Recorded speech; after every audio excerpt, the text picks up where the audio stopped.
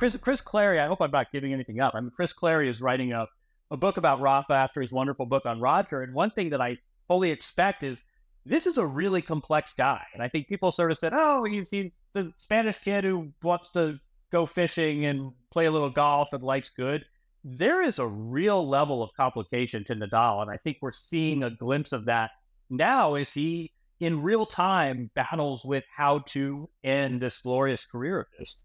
And I sit here and we go back and forth, and I say things, I guess they come off as confidently. And I said, strong opinions loosely held.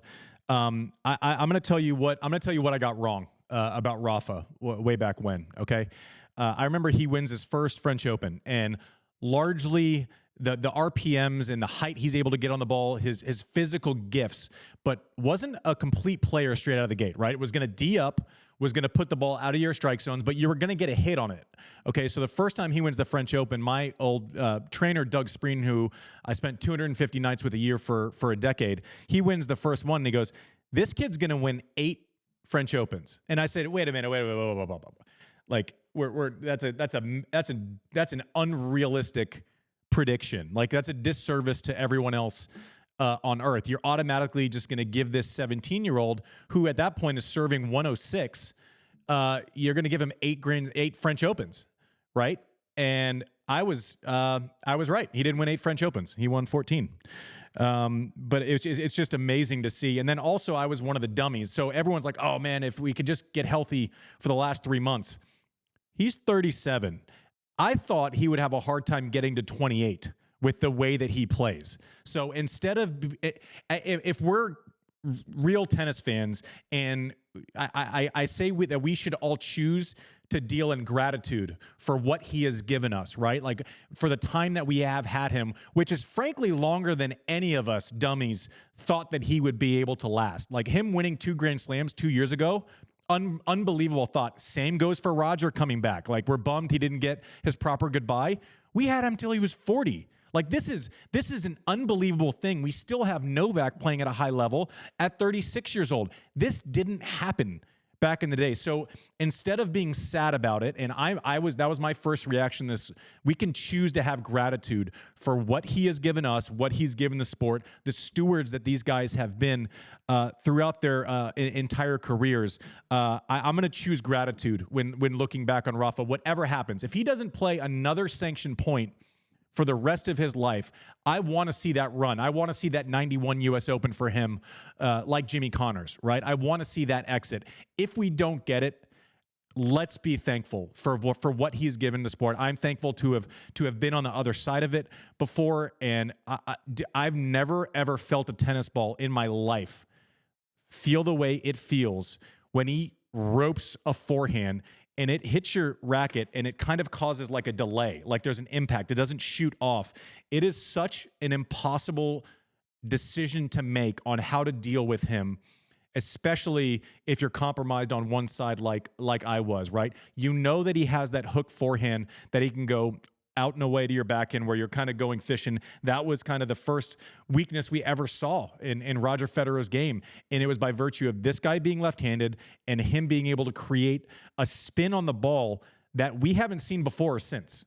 There are players who hit it harder through the court. There are players that serve better. There are players that return better. No one can create the spin mechanism that this guy can. And it's hard for me to imagine. I know, records are made to be broken. The next iteration comes. This guy is so specifically special with his physicality, his strength, the spin he's able to put on the ball. And I'll just give you like a little microcosm of the decisions you have to make when you're playing him, right? So he whips that thing cross court and you're going, I'm already in a bad spot, right? I have to check left, maybe 2 or 3 feet to the left of the middle hash mark. And this was when you knew he was confident. And this is when you also knew on the other side that you were fucking screwed outside of your serve and quick points. Is when he was confident, he would hit that one up and away. It doesn't matter if it lands on the service line. It is checking off the court and it is above your head. If I hear one more commentator say, take that ball early, I'm going to automatically transport them back to 1976. Like, that's the dumbest thing I hear, and I want to throw things at the TV every time I hear it. So anyways, you check left, the ball's up and away. You somehow succeed and stick one cross court off of that ball. Now you've succeeded. What does that get you? He's in the corner he wants to be in, and he's setting up. You have to take that left step, 2 or 3 shots left again. You have to guard the one cross court. And early in a match, you know if he has it. When he's not confident, he'll just keep you in that poison pattern, and that's going to work probably. He's going to win 60 or 65% of points there. But then it's like a cat playing with a dead mouse or something. You check left, and all of a sudden he holds it to the last minute.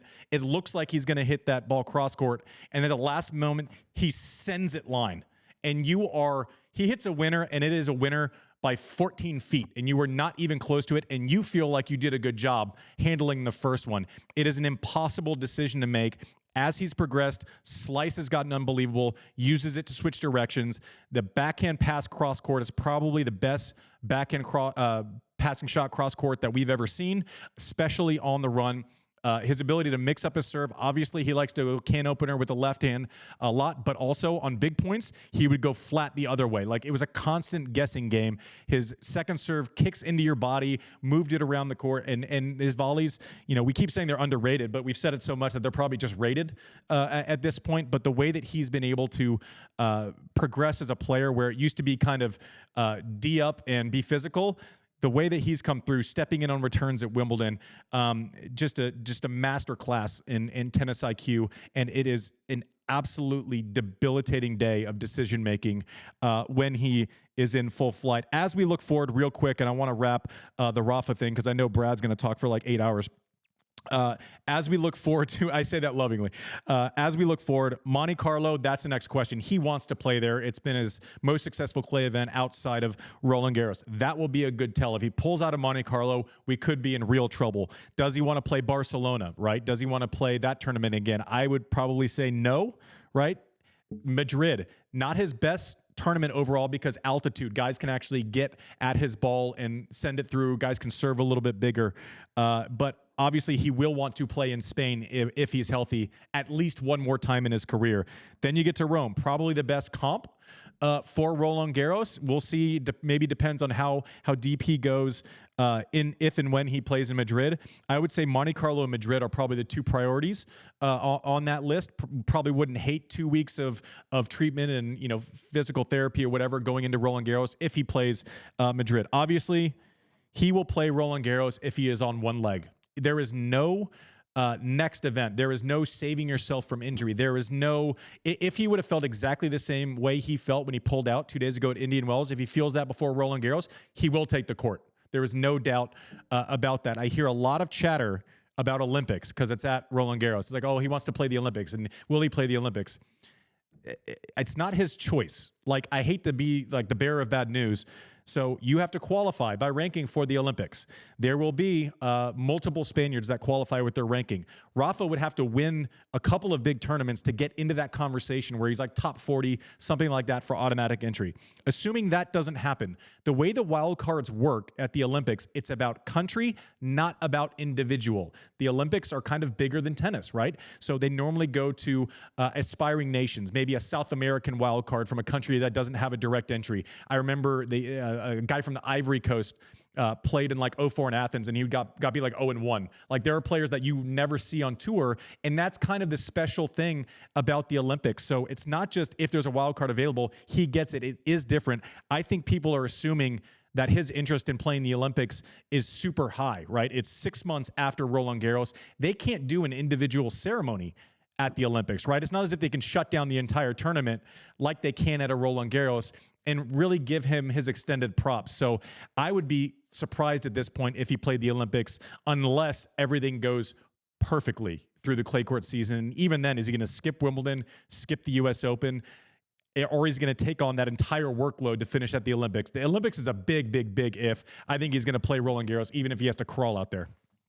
Yeah, agree on all that. We got to disagree on a few things, but this isn't one of them. And keep in mind, he's already won gold in singles and doubles, and also in 2012, he did not play London, right? I mean, this would have been a great opportunity. It's played on Wimbledon. It played at Wimbledon in 2012, and he basically said, no, I'm not able to So he's already, but you're right. I think people say, well, why don't they just give him a wild card? You can't do that when there are 4 eligible players. Not the way it works. Short of every Spanish player ranking ahead of him saying, you know what, I'm taking a back seat, for sort of a quick rule change to accommodate him. If the Olympics were today, he wouldn't be eligible. So that's a good point. See you at the French Open. We'll all do our career retrospective and send off. Yeah, and I know I'm going to get people on their what, Mike?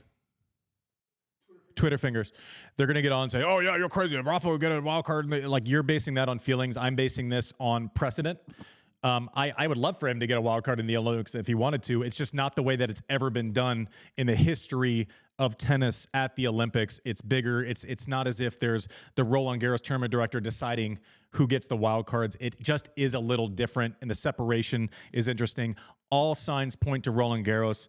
Let's put a bow on it. Rafa, I just appreciate you. I appreciate what you've done for our game. I know I can speak for John and say the media side of things also respects you as much as the locker room. You've given your time, you've given your effort, you've been an unbelievable steward for the game. I hope you get the ending you want.